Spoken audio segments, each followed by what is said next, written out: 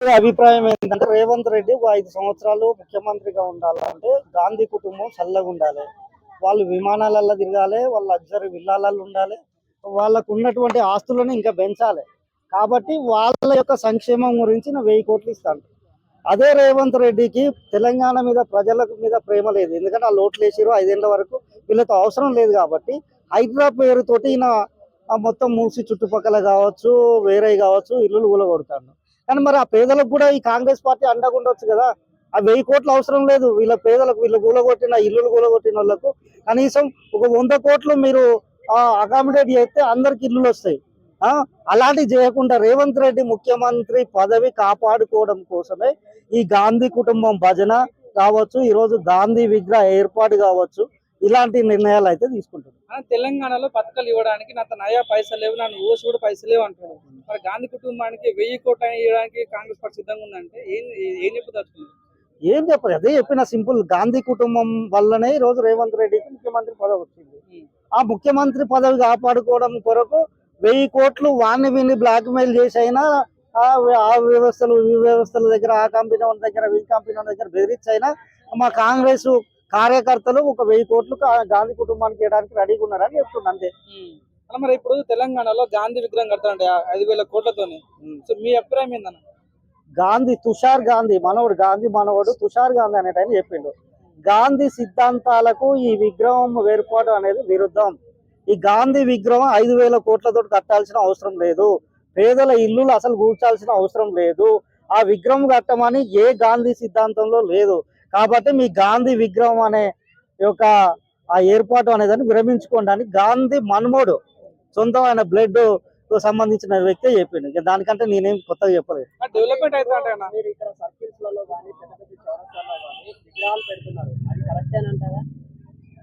Correct అంటే కొంతమంది ఉన్నారు భయ్య. ఇప్పుడు మహానీయులని మనం స్మరించుకోవడం, వాళ్ళ విగ్రహాలు పెట్టడం తప్పు కాదు.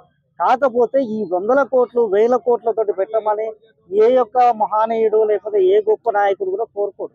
ఎందుకంటే ఆ విగ్రహం తోటి 100,000 కుటుంబాలు ఈ రోజు బాగుపడతాయి. కాబట్టి ఆ యొక్క మహానీయుడు, నిజమైన మహానీయుడు, నిజమైన గొప్ప వ్యక్తులు ఎప్పుడు తమ విగ్రహాలను 1000 కోట్లు 100 కోట్లు పెట్టి పెట్టమని అయితే అడగరు. అది తప్పు. ఇప్పుడు గాంధీ స్టాచ్యూ పెట్టడం వల్ల డెవలప్మెంట్ అవుతుంది, మూసీ నది కూడా బిల్డ్ అయిపోతుంది, మంచిగా అవుతుంది అని చెప్తున్నాను. మీరేం చెప్తాను? 5,000 కోట్లతోటి నువ్వు కరెక్ట్ గా తెస్తే ఇప్పుడు కొండపోచమ్మ నుంచి డైరెక్ట్ కాలువ దొవ్వి మూసీ నదిలో పోతే ఆ మూసీలో ఉన్న చెత్త మొత్తం కొట్టుకుపోతుంది. 5,000 కోట్లతో విగ్రహం అవసరం లేదు, దానికి డెవలప్మెంట్ అవసరం లేదు. కాలువ దొవ్వి ఆ నీళ్ళు అలా పోతే ఆ మురికి మొత్తం కొట్టుకుపోతుంది. 2-3 సార్లు నువ్వు అట్లా మొత్తం మురికిపోయిన తర్వాత ఆటోమేటిక్ గా శుద్ధి అవుతుంది. నువ్వు 5,000 కోట్లతోటి విగ్రహం పెట్టినంత మాత్రాన ఆ నీళ్ళ శుద్ధి కాదు. ఆ మురికిని నువ్వు బయటికి పంపించినప్పుడు అది శుద్ధి అవుతుంది. మన కాంగ్రెస్ నుంచి తెలంగాణలో చాలా మంది ఆంధ్రప్రదేశ్ ఉంది కాబట్టి కాంగ్రెస్ నుంచి ఉన్నటువంటి ముఖ్యమంత్రి ఏ ముఖ్యమంత్రి ఈ స్టాచ్యూ పెట్టాలని ఆలోచన రాలేదు. రేవంత్ రెడ్డి గారికి ఎందుకు వచ్చింది? ఏమన్నా వాళ్ళు నాయకులు అయ్యా. రాజశేఖర్ రెడ్డి ఉన్నాడు, నాయకుడు, ప్రజలలో తిరిగిండు, పాదయాత్ర చేసిండు, ప్రజలు ఓట్లేస్తే రాజశేఖర్ రెడ్డి మేము ఓటేస్తే ముఖ్యమంత్రి అని ప్రజలు ఓట్లేస్తే ముఖ్యమంత్రి అయినటువంటి నాయకులు వాళ్ళు. రేవంత్ రెడ్డి ఏంది జాక్పాటు, కేసీఆర్ అనేటటువంటి వ్యక్తిని దించాలనే ఉద్దేశంతో ప్రజలు ఓట్లేసారు. ఈయన జాక్పాటు, ఈనాడు ఉన్నాడు కాబట్టి ఈయన ముఖ్యమంత్రి అయ్యాడు. ఈయనని రేవంత్ రెడ్డికి నేను ఓటైతే ముఖ్యమంత్రి అవుతాడని తెలంగాణ ప్రజలు ఓటేయలేదు. కాబట్టి ఈయనకు ఉన్నటువంటి ఒక ఆయుధం ఏంది? గాంధీ కుటుంబం చెప్తే ఈయన ముఖ్యమంత్రి అయ్యిండు.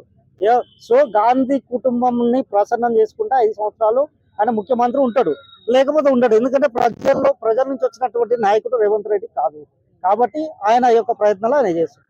అంబేద్కర్ స్టాచ్యూ ఉంటే తప్పలేదు, గాంధీ స్టాచ్యూ తప్పు వచ్చిందా అంటారు, మీరేమంటారు?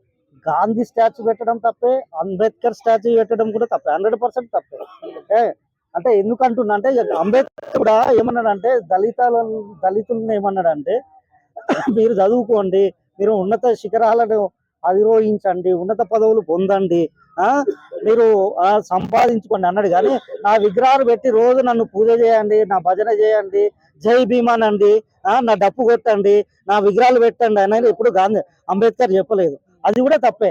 ఈరోజు ఎవరైనా అంబేద్కరిస్టులు అంబేద్కర్ యొక్క ఆశయాల కొరకు పనిచేయాలి తప్ప అంబేద్కర్ విగ్రహాలు పెట్టండి, లేకపోతే ఆ జై భీమ్ అనుకుంటా రోజు టైం వేస్ట్ చేసుకుంటా ఈ రోజు విగ్రహంకి దండ వేసిన, లేకపోతే పూల దండ వేసిన, లేకపోతే ఏదో పూజలు చేసిన ఇవి కోరుకోలేదు అంబేద్కర్. నిజంగా నీకు అంబేద్కర్ ఇష్టలు ఎవరైనా ఉన్నారంటే ఆయన యొక్క సిద్ధాంతాన్ని ఫాలో కండి, ఆయన లెక్క జీవించండి. ఆయన లెక్క మీరు కూడా ఉన్నత శిఖరాలను అధిరోహించండి. మన తెలంగాణ ప్రజాపాలన ఎలా ఉందన్న మరి? రొటీన్ గా నువ్వు అడుగుతూనే ఉంటావు, నేను చెప్తూనే ఉంటా. మన రొటీన్ చెప్తాను. మళ్ళీ రొటీనే అది. ఆ, నడుస్తుంది ప్రజాపాలన జనరంజకంగా కాకుండా రాజకీయ రంజకంగా అయితే నడుస్తున్నది. అంటే ఏ టైంలో ఏ రాజకీయం చేయాలో దాంట్లో రేవంత్ రెడ్డి అయితే 100% సక్సెస్ అవుతుంది. విగ్రహాలు రోడ్ల మీద విగ్రహాలు పెట్టడానికి డబ్బులు వస్తున్నాయి కానీ అక్కడ ఉన్నటువంటి సర్కిల్స్ మీద హంగామా చేయడానికి లైట్లు పెట్టడానికి అవన్నీ పెట్టడానికి డబ్బులు వస్తున్నాయి కానీ రోడ్లు కన్స్ట్రక్షన్ చేయడానికి ఎందుకు డబ్బులు లేవు? ఎందుకు లేవు అంటే దానికి చెప్తాను కదా బ్రదర్. ఇప్పుడు అంబేద్కర్ అన్నాం, అంబేద్కర్ అనగానే దళిత సమాజం మొత్తం వస్తుంది ఒకటేసారి వస్తుంది. వాళ్ళ ఇంట్లో లేనోడు కూడా, కిటికీ లేనోడు కూడా 100 రూపాయలు అంటే మావాడే కదా అని ఇస్తారు. అంటే కుల పిచ్చి. ఇప్పుడు ఆయన గాంధీ విగ్రహం అంటారు.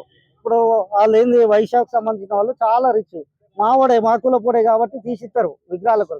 అదే రోడ్డే అంటే వాళ్ళ సామాజిక వర్గం కాదు, ఒకటే పోదు కదా. అదో పిచ్చి, కుల పిచ్చి, మత పిచ్చి. కుల వివక్ష రేపుతుంది ఎవరంటారు? రాజకీయ నాయకులు. రాజకీయం అనేది లేకపోతే మంచిగా ఉంటుందంటారా? రాజకీయం లేకపోతే వ్యవస్థే ఉండదు, ప్రజలే ఉండరు, పరిపాలన ఉండదు. రోజు కొట్టుకొని వస్తారు ఇక.